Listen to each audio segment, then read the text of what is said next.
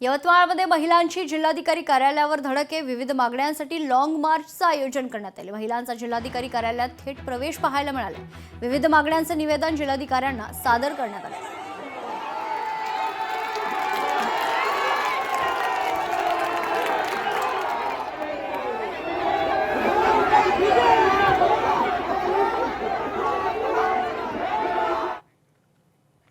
धुळ्यात कर्मचाऱ्यांच्या संपामुळे जनतेला मोठा फटका बसतोय। संपामुळे शासकीय कामकाजावर मोठा परिणाम होतोय। कार्यालयात कर्मचारी नसल्याने नागरिकांचे प्रचंड हाल होत आहेत।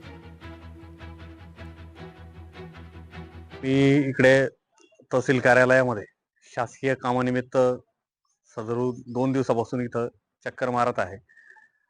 माझ्या कामासाठी काल पण मी आलो होतो, आज पण इथं आलेलो आहे।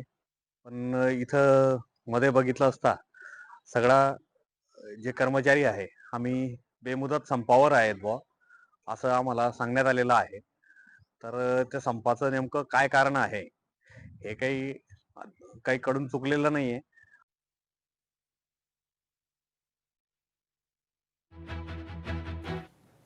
भिवंडीतील दाभाड पाणीपट्टी वसुलीमध्ये भ्रष्टाचाराचा आरोप पाहायला मिळतोय। माहिती अधिकार कार्यकर्ते शांताराम पाटील यांनी हा आरोप केलाय। शांताराम पाटील यांचा 8 वर्षांपासून संघर्ष सुरू आहे। भ्रष्टाचार करणाऱ्यांच्या विरोधात कारवाई करण्याची मागणी जोर धरू लागली।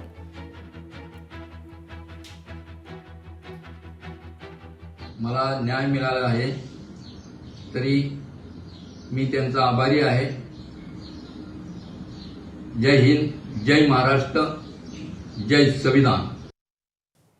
नरडाणा रेल्वे मार्गाच्या संपादित जमिनीचा ताबा घेण्यासाठी संबंधित महसूल कर्मचारी आणि अधिकारी हे कापडणे शिवारामध्ये आले होते। यावेळी शेतकऱ्यांमध्ये आणि महसूल कर्मचाऱ्यांमध्ये वाद चांगलाच पेटला। कापडणे या परिसरातील शेतकऱ्यांनी जमिनीचा ताबा देण्यास नकार दिल्याने रेल्वे अधिकारी महसूल कर्मचाऱ्यांसोबत शेतकऱ्यांचा वाद पाहायला मिळाला। दापुऱ्याला वाघाडीला आता लवाद अधिकाऱ्यांनी बागायतीला 40 लाख व जिरायतीला 25 लाख रुपये रेट दिला।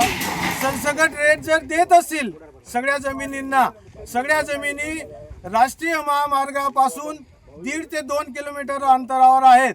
त्यामुळे यांना स्क्वेअर मीटरने जसा राष्ट्रीय महामार्गाला पैसा दिला त्याप्रमाणे स्क्वेअर मीटरनेच पैसा मिळावा अशी आमची सर्व शेतकऱ्यांची मागणी आहे। रात्रंदिवस चिंतेत असून आता रेल्वेला जमीन देण्यास नकार देत आहे।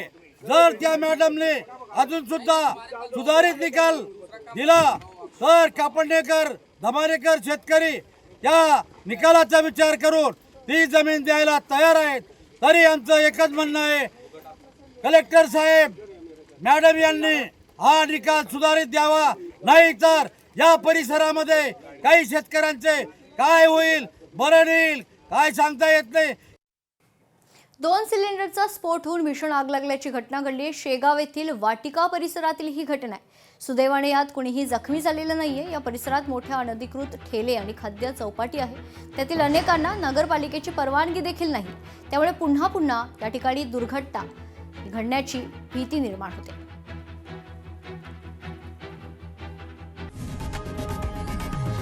लोकशाही मराठी ऐका, पहा, जागरूक रहा।